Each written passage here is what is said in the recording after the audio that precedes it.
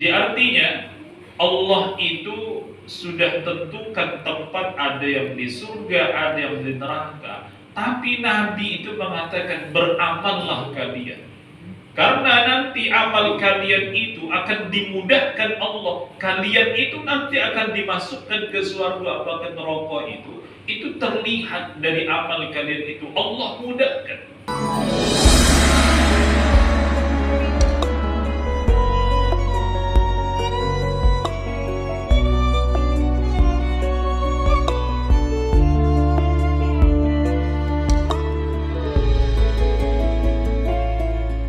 Alhamdulillah, wassalatu wassalamu ala rasulillah Sayyidina Muhammad ibn Abdullah wa ala alihi wa sahbihi wa mawala, wa la hawla wa la quwwata illa billah. Amma ba'du. Ma'asyiral muslimin wal muslimat, Bapak Ibu hadirin wal hadirat, para jamaah yang dirahmati Allah. Alhamdulillah, puji syukur kita haturkan kepada Allah Subhanahu wa Ta'ala. Pada malam hari ini kita bisa hadir berkumpul bermajelis di masjid ini. Semoga Allah menjadikan kehadiran kita pada malam ini sebagai amal kebaikan yang berpahala di sisi Allah Ta'ala. Amin ya rabbal alamin. Bapak Ibu para jamaah sekalian, malam ini kita akan melanjutkan kajian hadis. Beberapa waktu yang lalu kita sudah membahas tentang masalah talqin mayit, sampai kemudian bab untuk menyegerakan juga membawa jenazah itu ke kuburan, bahkan sampai kepada pembahasan tentang membayar hutang-hutang mayit itu. Nah, malam ini kita akan lanjutkan beberapa bab masih terkait dengan masalah mayit ini supaya bisa lebih difahami. Babul mau'izah indal qabri, bab tentang peringatan-peringatan yang disampaikan pada waktu ada di kuburan. Jadi ketika ada di kuburan itu, menurut judul yang disampaikan oleh Imam Nawawi ini, ada peringatan-peringatan para sahabat untuk ngurus jenazah itu, memakamkannya. Datanglah baginda Rasul sallallahu alaihi wasallam. Beliau datang dengan membawa tongkat, sampai kemudian beliau hadir di makam itu. Kemudian beliau duduk. Nah, melihat Nabi ini duduk, kemudian sahabat-sahabat lain itu pun ikut duduk di sekitar baginda Rasul sallallahu alaihi wasallam. Apa kata Nabi? Summa qala, Nabi itu kemudian bersabda, "Ma minkum min ahadin." Tidaklah salah satu di antara kalian itu, maksudnya itu semua manusia ini, siapapun dia, illa wa qad kutiba maq'aduhu minan nar, kecuali telah ditentukan Allah tempatnya di dalam neraka, wa maq'aduhu minal jannah, atau juga tempatnya di dalam surga. Jadi maksudnya itu setiap manusia ini tempatnya besok itu akan masuk surga atau justru malah disiksa di dalam neraka. Itu sudah ditentukan Allah, sudah ditetapkan di dalam takdirnya Allah. Ya, nah, saya tidak tahu ini ibu bapak takdirnya di mana besok, di surga atau neraka, ya tidak tahu juga. Tapi maksudnya itu sudah ditetapkan oleh Allah. Allah itu sudah tetapkan. Ya Rasulullah, afala nattakilu ala kitabina, apakah kami ini harus hanya menerima, tawakal, berserah kepada sesuatu yang telah ditakdirkan Allah itu? Jadi mereka itu tanya, kamu sudah ditentukan siapa yang masuk surga, siapa yang masuk neraka itu, apakah kami ini hanya berdiam saja ya Rasul? Apakah kami ini hanya tawakal saja dengan ketentuan Allah itu. Apa kata Nabi? I'malu, beramallah kalian. Fa kullu muyassarun lima khuliqa lahu. Ya, kata Nabi, setiap sesuatu itu akan dimudahkan Allah baginya untuk mencapai untuk apa dia diciptakan itu. Jadi artinya Allah itu sudah tentukan tempat, ada yang di surga, ada yang di neraka. Tapi Nabi itu mengatakan beramallah kalian. Karena nanti amal kalian itu akan dimudahkan Allah. Kalian itu nanti akan dimasukkan ke surga atau ke neraka itu terlihat dari amal kalian itu. Allah mudahkan. Kalau memang pada akhirnya amalnya soleh sampai akhir hayatnya, bisa jadi adalah alamat dia masuk ke dalam surga. Tapi bisa jadi juga ada orang yang beramal itu dimudahkan Allah sampai kemudian akhir hayat dia itu dengan amal-amal yang buruk, alamat dia bahkan masuk ke dalam neraka itu. Makanya beberapa waktu yang lalu di grup pengajian malam Rabu ini kan saya share satu tulisan bahwa Allah itu sebenarnya sudah perlihatkan kepada kita tanda-tanda kita itu bakal masuk neraka atau bakal masuk surga itu kan sudah terlihat. Dalilnya itu ini. Jadi Nabi itu katakan beramallah kalian, karena setiap kalian itu nanti akan dimudahkan. Untuk apa dia diciptakan? Makanya Bapak Ibu sekalian, ini peringatan ini. Artinya Nabi itu sampaikan hadis ini ketika beliau berada di Baqi' al-Gharqad itu, di makam itu, di pemakaman itu. Tapi maknanya ini tidak sekedar ketika kita harus di makam untuk menyampaikannya, tidak. Maksudnya apa? Siapapun di antara kita harus paham. Oleh sahabat dikatakan, ya Rasul, apakah kami harus tawakal saja kepada nasib yang sudah ditentukan Allah ini? Tidak. Beramallah. Mengapa kok disuruh beramal? Karena kita tidak ngerti takdir kita. Gitu. Dan jenengan ya tidak ngerti takdir jenengan. Saya juga tidak ngerti takdir saya. Setelah ini nanti apa yang harus kita lakukan, atau kita seperti apa yang kita alami, tidak ada yang tahu. Tidak ada yang tahu. Dan jangankan kita yang hidup ini, waktu itu saja speaker itu nyatanya tidak bisa ya, takdir Allah juga itu. Pas malam ini kok ya malam ini gitu loh. Kok malam besok pas dah ngaji gitu loh. Nah itu semua takdir Allah, itu tidak bisa kita atur. Itu loh ibu bapak sekalian. Nah tapi yang perlu untuk diambil pemahaman itu adalah Allah itu mudahkan panjenengan untuk mengerjakan kepada sesuatu yang Allah takdirkan untuk panjenengan. Itu loh. Jadi kalau Bapak Ibu kok ngapunten melakukan amalan-amalan buruk, kok bisa mulus saja? Ya hati-hati nih Bu. Hati-hati. Ya. Jenengan misalnya biasa ngambil sesuatu yang bukan hak panjenengan, kok mulus saja. Tidak ada orang yang protes gitu. Lalu hati-hati itu, berarti Allah tuh mudahkan panjenengan kepada sesuatu yang buruk itu. Padahal sesuatu yang buruk itu nanti pada ujungnya masuk ke dalam neraka. Tapi kalau panjenengan sebaliknya juga beramal soleh terus, dimudahkan Allah, bersyukurlah pada Allah. Karena panjenengan sudah diarahkan untuk bisa kepada kebaikan itu.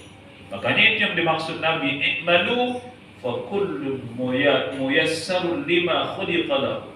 Karena setiap sesuatu itu akan dimudahkan Allah. Dia untuk apa dia diciptakan Allah Subhanahu wa ta'ala. Nah itulah Bapak Ibu. Jadi jangan lupa, nek panjenengan ingin tahu besok masuk surga atau tidak itu, ya lihat saja amal kita sekarang. Lihat saja. Nek panjenengan kok amalnya istiqomah, kebaikan demi kebaikan, insya Allah bakal mendapatkan nikmat sejak di alam barzah nanti sampai kepada alam akhirat nanti. Itu jangan lupa. Tapi jangan kemudian terus jadi sombong. Swarga lagi. Ahli swarga lagi. Macam menunggu, tidak boleh begitu. Tapi kita harus pahami, ya Allah, alhamdulillah, hari ini saya bisa ngaji, alhamdulillah. Jangan nanti besok pagi sholat subuh, alhamdulillah, ya Allah saya sudah bisa sholat subuh, alhamdulillah. Jangan bisa sholat duha, begitu seterusnya sampai malam hari, sampai panjenengan tidur kok tidak ada amalan-amalan yang bersifat dosa yang panjenengan kerjakan, alhamdulillah ya Allah, alhamdulillah. Ya, tapi jangan lupa juga banyak-banyak istighfar, karena seringkali kita melakukan amal-amal buruk itu kita tidak sadar, dikira amal baik, jebulnya amal buruk. Makanya kemudian untuk mengantisipasi itu, ya selain banyak bersyukur kepada Allah dengan alhamdulillah, ya banyak juga istighfar. Karena nanti keliru kalau misalnya alhamdulillah tapi ternyata tidak disadari amal itu buruk.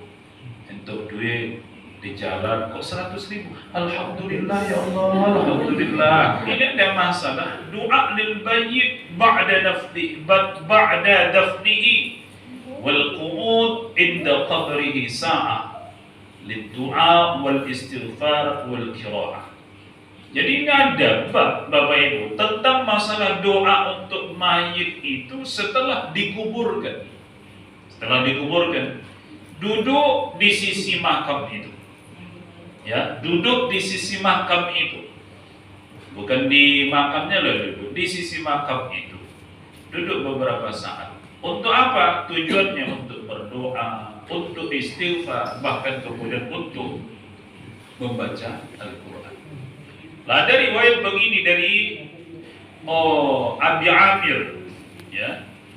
Abi Amir ini maksudnya itu julukannya. Juga disebut dia itu Abu Abdillah. Juga disebut Abu Laila. Jadi kan bukan kenal loh nego. Tapi kalau saya sebut satu lagi jangan kenal. Saya Pak Utsman bin Affan. Jadi Utsman bin Affan itu julukannya ada Abu Amr, ada Abu Abdillah, ada Abu Laila. Namanya siapa? Utsman bin Affan. Dia akan ditanyai oleh malaikat-malaikat penanya mayat di dalam kubur itu. Nah, ini ibu bapak sekalian, kalau kita hadir ketika pemakaman itu, istaghfiru li akhikum. Mohonkan ampun kepada Allah untuk mayit itu. Dengan mengatakan Allahumma ghfir lahu, Allahumma ghfir laha. Oh, tidak bisa pakai bahasa Arab, pakai bahasa Indonesia. Ya Allah, ampuni dia ya Allah, ampuni dia ya Allah. Berikan kekuatan padanya, mampukan dia ya Allah untuk menjawab pertanyaan-pertanyaan dari malaikat itu. Nah, kita punya tradisi, tapi tradisinya itu sebetulnya bukan sekedar tradisi, tapi sunnah Nabi apa? Talqin mayit di kuburan itu. Saya kira kalau tidak tahu saya wilayah sini atau wilayah Jogosetran secara umum lah, desa Jogosetran ini ada tidak talqin mayit setelah mayit itu dikubur? Ada nggak? Belum ada ya. Lo itu sunnah Nabi. Tapi seringkali kemudian dikatakan itu tidak sunnah. Lo kan tidak sunnah bagaimana? Karena hadisnya dhaif kata dia. Sekalipun hadis itu dhaif, ini termasuk hadis sahih yang riwayat Imam Abu Daud yang ini. Berarti ini penguat dari hadis yang talqin mayit yang kemudian disebutkan di hadis yang lain. Nah, dikatakan apa? Benar kan? Gitu misalnya dengan mengatakan oh, maut itu benar. Bahkan dikatakan lebih awal itu, kau pernah mengatakan ridho Allah sebagai Tuhanmu, Nabi Muhammad itu sebagai nabimu, Islam itu sebagai agamamu, Al-Quran itu sebagai imam yang menunjukimu. Itu disampaikan. Makanya kemudian ketika talqin mayit itu bermanfaat bagi mereka nanti. Nanti saya akan perlihatkan. Ada hal lain yang kemudian diambil sebagai dalil tentang talqin mayit itu. Tapi maksudnya itu adalah kita itu, kiai-kiai, ulama-ulama itu udah bocor kepada mayit-mayit itu. Masa dia tidak jauh? Bisa, karena mereka itu kemudian mendengarnya. Itu loh Bapak Ibu sekalian. Nah, kalau panjenengan tidak percaya itu besok meninggal kabari saya. Apakah kemudian setelah kuburan itu diuruk, ditimbun, ataukah sebelumnya? Ini memang berbeda dengan memandangkan azan kepada mayit itu. Walaupun ngapunten nggih, dulu pernah saya sampaikan memang terjadi bahkan dalam mazhab Syafi'i pun khilaf. Ada yang mengatakan sunnah, ada yang mengatakan tidak sunnah tentang azan itu deh. Ya, kalau azan itu misalnya dilakukan, yaitu sebelum diuruk. Tapi kalau talqin itu seyogianya diuruk dulu. Nah, kenapa kok diuruk dulu? Karena memang tadi dikatakan wasallahu tasbita fa innahul an yus'alu. Karena sekarang ini dia akan ditanya malaikat. Bermakna apa itu? Supaya kemudian setelah ketika kita talqin itu setelah itu kita pulang, langkah 7 langkah orang terakhir dari yang hadir di makam itu akan datang malaikat itu menanyai dia di alam barzakh ini. Makanya kemudian semestinya itu diuruk dulu baru kemudian ditalqin. Misalnya kemudian gambaran itu kalau kita lagi posisi kurban menyembelih hewan, wa yuksabu lahmuha, kemudian dia bagikan daging hewan itu hatta asta'nisa bikum, sampai kemudian aku itu merasa puas dengan kalian. Wa a'lamu maza urajimu bihi rusula rabbi, dan aku bisa mengetahui apa yang nanti akan aku sampaikan kepada utusan Tuhanku yang menanyaiku itu. Itu kata Amr bin As. Apa maksudnya? Jadi beliau katakan, kalau nanti kalian menguburkan saya, jangan langsung pulang. Ya, jangan langsung pulang. Kalau sudah diuruk, nah itu tadi makanya saya katakan juga diuruk dulu. Jangan langsung pulang. Loh, kalau belum diuruk kan ya tidak boleh langsung pulang, ya harus diuruk dulu. Nah, kalau sudah diuruk itu jangan langsung pulang. Lah berapa lama menunggunya itu? Beliau katakan, ya sekiranya waktu yang dibutuhkan orang untuk menyembelih hewan, lalu membagi-bagikan dagingnya itu kepada yang lain. Lalu beliau katakan, sampai saya itu merasa puas dengan kalian. Sehingga kemudian ulama-ulama ahli sunnah wal jamaah itu biasa. Namun sampai di tempat saya pun di Sumatera sana, kalau ada yang meninggal ya begitu, mesti ditalqin. Ya, tinggal baca saja. Nah, kira-kira yang baca pakai bahasa Arab, mayitnya mudah gitu misalnya. Biasanya dia pakai bahasa Jawa gitu misalnya. Nah, orang Jawa besok meninggal dunia misalnya, atau yang udah meninggal, jadi tanya mayit dalam kubur itu pakai bahasa Jawa atau pakai bahasa Arab? Dia pakai bahasa Arab. Lo enak kalau misalnya tidak paham. Bagaimana? Marabbuka. Oh, apa maksudnya? Gitu kan? Dia jawab, maksudnya apa? Nggak mudeng saya, ya sudah. Lah itu kan nggak mungkin begitu. Makanya kemudian mau ngajari panjenengan dalam talqin itu pakai bahasa Jawa pun boleh. Ya, boleh, tetap bisa untuk bermanfaat bagi dia. Nah, nanti kalau ditanya pakai bahasa Arab, itu nanti akan paham juga malaikat itu. Dijawabnya pakai bahasa Jawa. Ungkapan dari Imam Syafi'i dikatakan, wa yustahabbu an yuqra'a inda syai'un minal Qur'an. Disunnahkan untuk membaca sesuatu dari Al-Qur'an. Wa in khatamul Qur'an kullahu kana hasanan. Tapi kalau misalnya dia bisa mengkhatamkan satu khataman Qur'an di makam itu jauh lebih baik. Nah, itu loh Bapak Ibu sekalian. Makanya kalau misalnya pergi ziarah baca Quran di UGD apa-apa. Ya, nek bisa khatamkan pas ziarah itu satu khataman Quran. Kan saya orang mungkin gitu ya. Makanya minimal kulhu fiktikon nego, kulhu falak anas. Setelah itu bisa dipandang sebagai khatam. Itu. Lalu kemudian bab shadaqah 'anil mayyit wa du'a lahu.